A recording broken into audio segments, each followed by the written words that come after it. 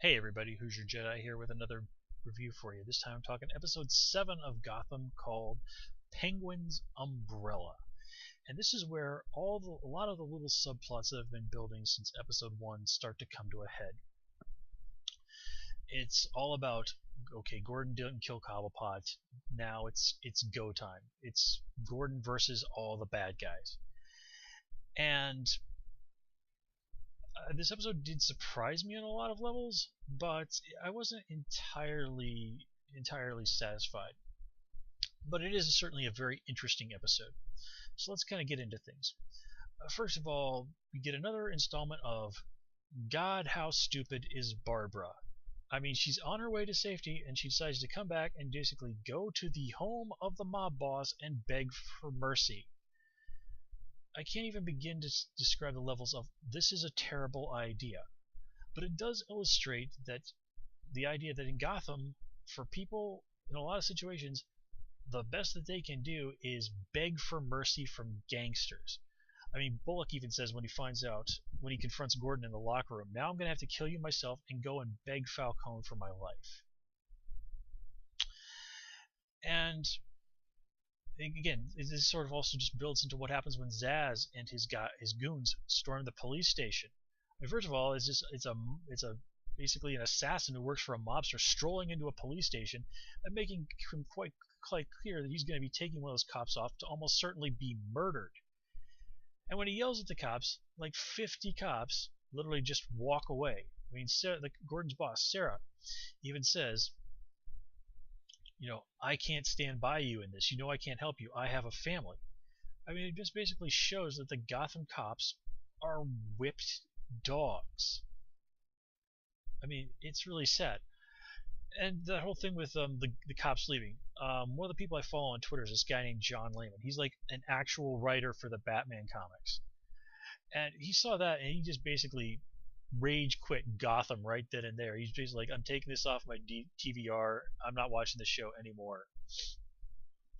But again, this is I think this is really just meant to show that this is how it is in Gotham.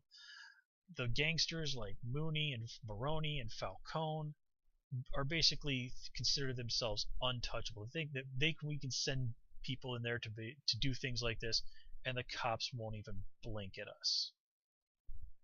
I mean, also keep in mind, one of the Mooney's goons kidnaps about a dozen nuns, chains them up, and they come with this close to being flattened by a semi. If there's any hope in the Gotham City PD, it ain't just on Gordon. You have to see, like, after all of this, what happens at the police station, and Zaz murdering a cop that, you have to imagine that at some point, cops besides Gordon and Montoya and Allen and even Bullock are going to have to say, like, hey, this has gone too far. I mean, the cozy relationship between cops and criminals in Gotham isn't going to go anywhere, certainly not. But it wouldn't surprise me if there wasn't a little bit of a renegotiation coming down the line where somebody says to them, okay, the gangsters have gone too far. This is getting to the point where we can't even pretend that there's some sort of reasonable level of law and order here in Gotham. You guys need to tone it down. I mean, I don't think, and honestly, I think that happens. I can sort of see Falcone acknowledging that they had a point. Probably you say that Victor was indiscreet. Then again, maybe not. I mean, as we've seen, Falcone, he ain't scared of the cops. He even says to Gordon, if you try and arrest me, you'll be dead before you walk to the end of the street.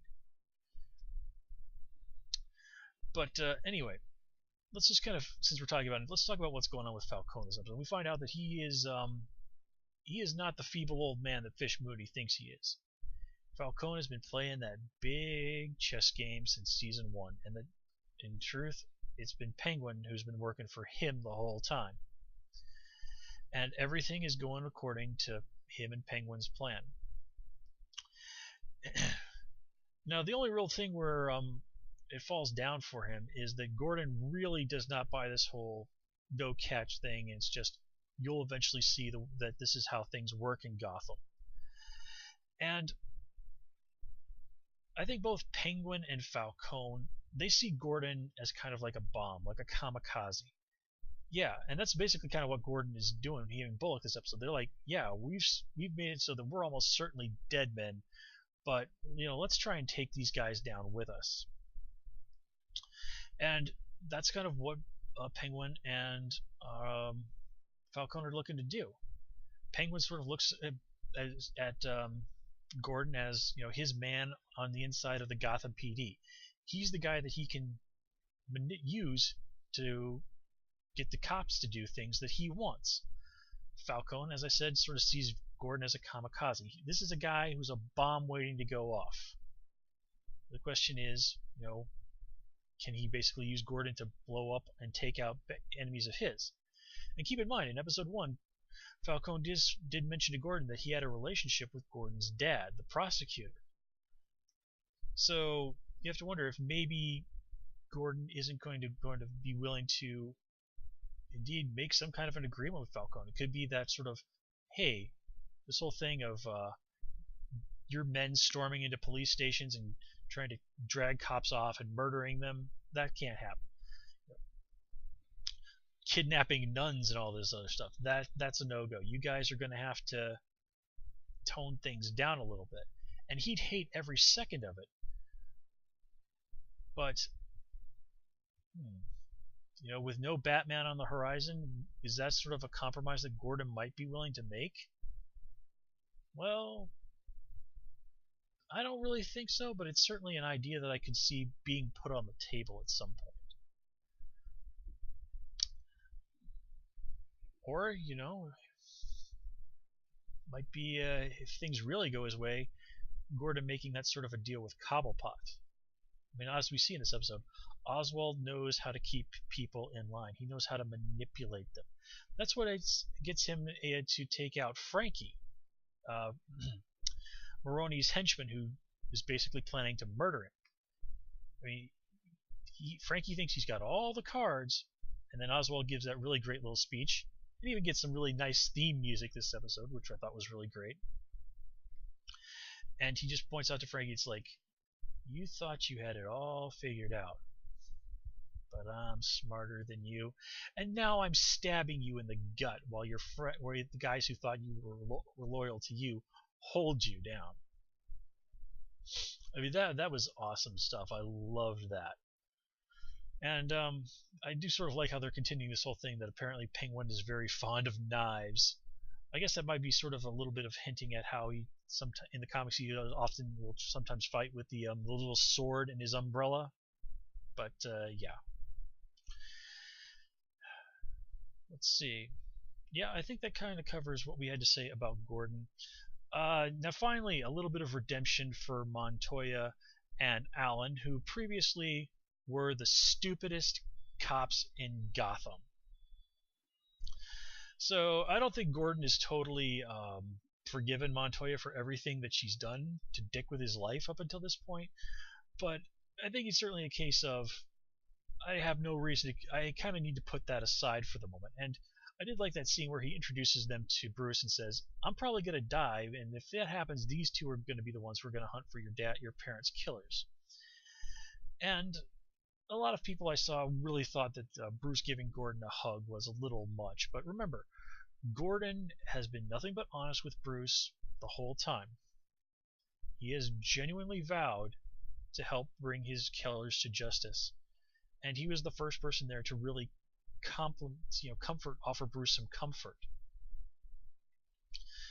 I'm not really sure what's going on with that doctor lady that helped patch Gordon up. I've heard something about them casting Leslie Tompkins for this show, but I can't remember exactly what was going on there. So that might have been her. I can't remember. But let's see. Yeah, that kind of covers it with the Bruce side of things. Although again, we get to see don't screw with Alfred, because Alfred is a tough bastard. And again, I just cannot say enough things about how excited I am that Sean Pertwee is on this show. Yeah, let's kind of go back to talk about the criminals this episode. Butch, Fish's goon, continues to be evil and amusing. I mean, the whole thing with the nuns and him having that little, would you rather have a bullet or a beating thing in the with the drivers. Again, I really can't wait to see Butch get what's coming to him, but I can't deny the man is very entertaining. And now Zsasz, of course, is a character from the Batman comics. He's a longtime Batman villain, been around getting towards 25 years now, I guess. And his thing, as we see in this episode, is cutting a little mark into his skin every time he kills somebody. And of course, comics being comics, he's covered in these things. And he's even said that he's saving a special part of his body for when he kills Batman. And yes, if you're wondering, a lot of people have interpreted that to mean that he's talking about his dick. Never been explicitly stated that that's what he's talking about, but that is generally how most people tend to interpret that. And if you didn't notice that the guy that played Zsasz was also the fellow who played the Mist over on The Flash the other week. Again, just a coincidence, but certainly cool. And the fellow does have some very nice presence. There wasn't really a lot to the Mist as a character over on Flash, but the actor whose name escapes me because I can never remember actors' names the man certainly knows how to take control of a room. He's very good at that. And I definitely got a kick out of his sort of like weird goth, somewhat pseudo matrixy companions. Jada Pinkett Smith, man, I've said it before and I'll say it again. This woman just absolutely loves chewing the scenery on this show, and it shows. I mean, just the way she just absolutely flips the hell out was just great to watch. Especially when she's like, only my friends get to call me Fish. And I just love that through it all, you can just kind of tell the Penguin is just like, oh, you wait until I finally get to settle up with you. Of course, we also get to see Fish's partner / lover, Nikolai. He's the one that gets shot by the goons at the warehouse, so him. Not really much to say about what's going on with Maroni this episode. Just he and Falcone have reached an accord, but I don't believe that that's anything that's going to hold, and I don't think either of them know that either. It's just like, okay, ceasefire, we go off, plan, organize, get our guys ready, get more guns, and then we go and smash the other guy. And they both know that's what the other is thinking. But, that's just how things work in Gotham. Let's see. Not a huge amount to say about Bullock this episode. I think we've already really covered everything I had to say about him. Although that scene with him with the fat hooker in Gordon's apartment was just like, whoo. I just love that scene where they're about to go off and have sex in Gordon's bedroom, and Jim just gets this look on his face. It's just like, yeah, as soon as things calm down a little bit, he's going to go out and have to buy whole new sheets and blankets for his bed. But, I love how Bullock puts it. It's like, yeah, I'm dead anyway, so I might as well join the good guys. So I do think from this point on, Bullock is very firmly going to be in Gordon's corner. And, Gordon even said in this episode, was it Gordon or Bullock that said it? Well, one of them even said it. Like, I thought we were friends. So they've kind of obviously adjusted the amount of antagonism that's going to be happening between Gordon and Bullock from episode 1. Then again, some pretty major stuff happened between Gordon and Bullock in episode 1. So, perhaps that's warranted. I just sort of, I really thought Bullock would be holding that whole, hey, you totally killed a guy, you Boy Scout, over Gordon's head a lot more than he has. But, yeah. And, let's see, anything else?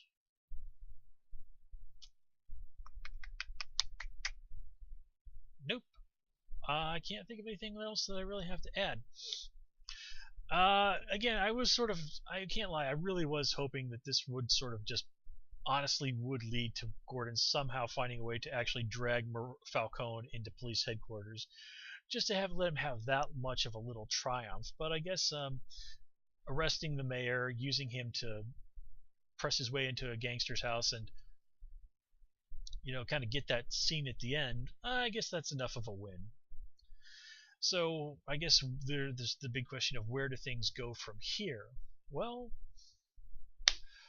who knows? But yeah, Gotham's mob war is not over.